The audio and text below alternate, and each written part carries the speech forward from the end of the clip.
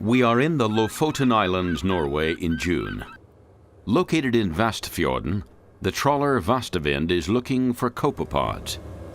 Snorre Angel from Calanus sends out small meshed nets. Vet vi jo nå når vi tar opp at den øverste var på 0 meter, 1 meter, og den neste på 5 og neste på 10.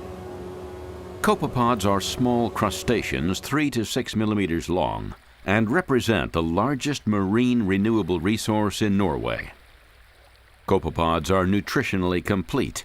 They contain a unique oil and essential proteins. It is precisely this Calanus utilizes. Så det er helt nede i næringssiden, og dermed så har du ikke akkumulert opp noe tungmetaller, så vi trenger ikke å rense det.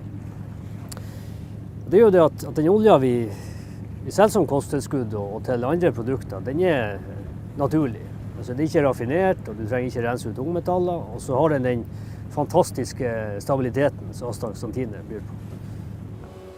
The sampling nets are on board and there are plenty of copepods. Ja, det her er gode varer. Så. Ja, det er rett og slett. Vi bruker en veldig finmasket tråd. Så tøver vi den helt fra overflata ned til 20-30 meter. Måter å skyte seg litt opp og ned, og vi kan finne på forskjellige dyp. Men sjelden noe dypere enn 30 meter. At the present time, the copepods are harvested with a research permit. But Calanus believes that this type of fishing is going to be an important industry for coastal fishermen in the future. Sesongen er jo på kanskje en par-tre måneder hvis man strekker det litt. Og det er jo ikke i utgangspunktet grunnlag for å lage egne båter eller å starte et eget selskap som skal bære holde på det her. Så vi har tenkt hele tiden, det er jo at dette er det kan være en fot til å stå på for fiskere.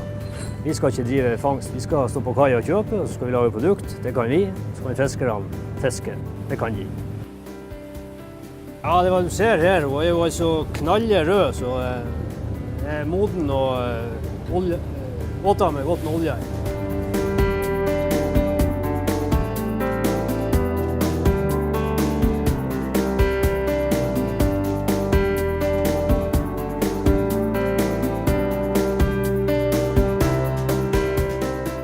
Calanus Oil has shown very positive characteristics in studies done in Norway, and the product is approved in the United States. Nature's most concentrated form of energy, Calanus Oil.